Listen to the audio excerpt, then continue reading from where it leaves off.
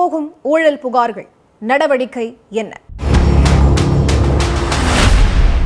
திமுக அரசு மேல எதிர்க்கட்சி தலைவர் எடப்பாடி பழனிசாமி ஆளுநர் கிட்ட ஒரு ஊழல் புகார் கொடுத்திருக்காரு.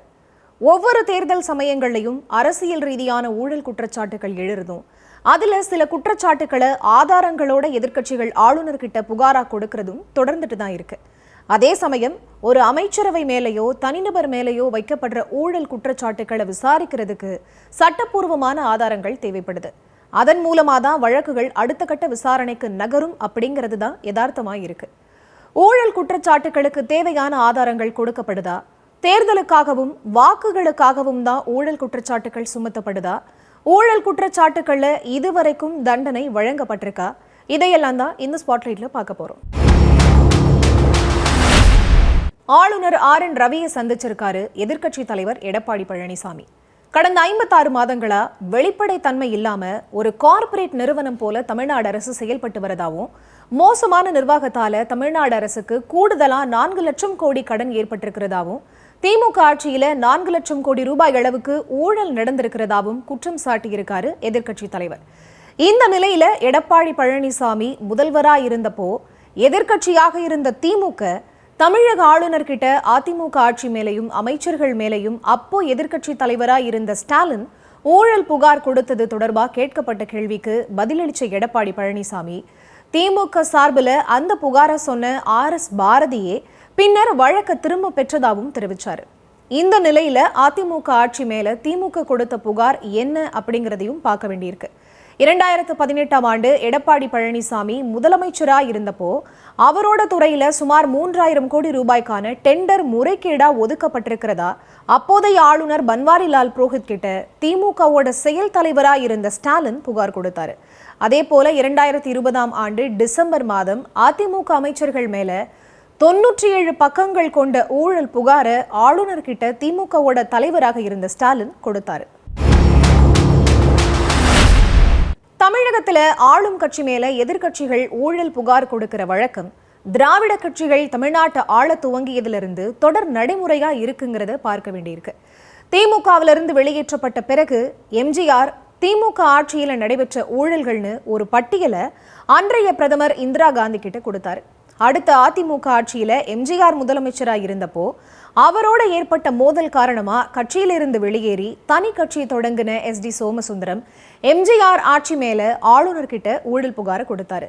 அதே போல 1991 1996 காலகட்டத்தில் ஜெயலலிதா முதலமைச்சராக இருந்தப்போ அவர் மேல பல்வேறு ஊழல் புகார்களை குறிப்பிட்டு ஆளுநர் கிட்ட ஜனதா கட்சி தலைவராக இருந்த சுப்பிரமணிய சுவாமி புகார் கொடுத்தாரு.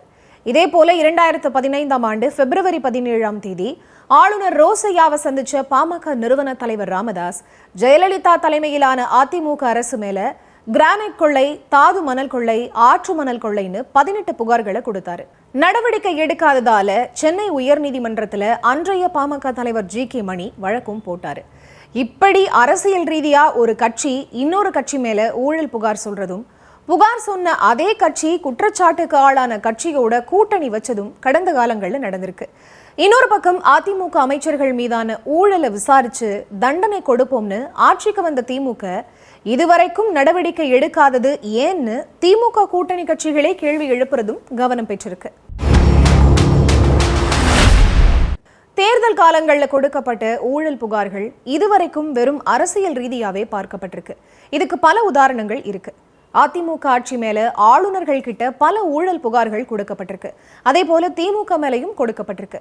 ஆனா இதுவரைக்கும் அதிமுக பொதுச் செயலாளராகவும் தமிழக முதலமைச்சராகவும் இருந்த மறைந்த முன்னாள் முதல்வர் ஜெயலலிதா மேல அப்போதைய ஜனதா கட்சி தலைவராக இருந்த சுப்பிரமணியம் சுவாமி ஆளுநர் கிட்ட கொடுத்த ஊழல் புகார் காரணமா ஜெயலலிதாவுக்கு எதிரான ஊழல் வழக்கு ஆரம்பமாச்சு, தண்டனையும் வழங்கப்பட்டுச்சு. 1996ல் சென்னை முதன்மை செஷன்ஸ் கோர்ட் தனி நீதிபதி முன்னால ஜெயலலிதா முதல்வரா வந்த பிறகு வருவாய்க்கு அதிகமா சொத்து சேர்த்ததா சுவாமி வழக்கு தொடர்ந்தாரு. இதை பத்தி விசாரிச்சு அறிக்கை கொடுத்த அப்போதைய மூத்த IPS அதிகாரி லத்திகா சரணுக்கு நீதிபதி உத்தரவிட அந்த அறிக்கை சமர்ப்பிக்கப்பட இதை எதிர்த்து ஜெயலலிதா உயர்நீதிமன்றத்தில் தடை கேட்க விசாரணை நிறுத்தப்பட்டுச்சு. பிறகு தடை நீக்கப்பட்டு ஜெயலலிதா மீதான ஊழல் வழக்குல அடிப்படை ஆதாரம் இருக்குன்னு விசாரணையை தொடர அனுமதிச்சது. இப்படியாக ஆரம்பிச்ச வழக்கு தனி நீதிமன்றம் அமைக்கப்பட்டு பிறகு வழக்கு பெங்களூருக்கு மாற்றப்பட்டு ஜெயலலிதா, சசிகலா, இளவரசி, சுதாகரன் ஆகியோர் மேல வழக்கு நடைபெற்று தண்டனையும் விதிக்கப்பட்டுச்சு. இதே போல சில முன்னாள் அமைச்சர்கள் ஊழல் புகார்கள்ல தண்டனை பெற்றிருக்க, இன்னும் பலர் மேல ஊழல் புகார்கள் விசாரணையில இருக்கு. ஒரு சில ஊழல் வழக்குகள்ல தண்டனை வழங்கப்பட்டிருக்க, பெரும்பாலான ஊழல் புகார்கள் ஆதாரங்கள் எதுவும் இல்லாம அரசியல் ரீதியா கொடுக்கப்படுறதாவே இருக்கு. இப்போ எதிர்க்கட்சி தலைவர் எடப்பாடி பழனிசாமி கொடுத்த ஊழல் புகார் அரசியல் ரீதியானதா, ஆதாரமானதாங்கிறது முறையான விசாரணைகள்ல தான் தெரிய வரும்.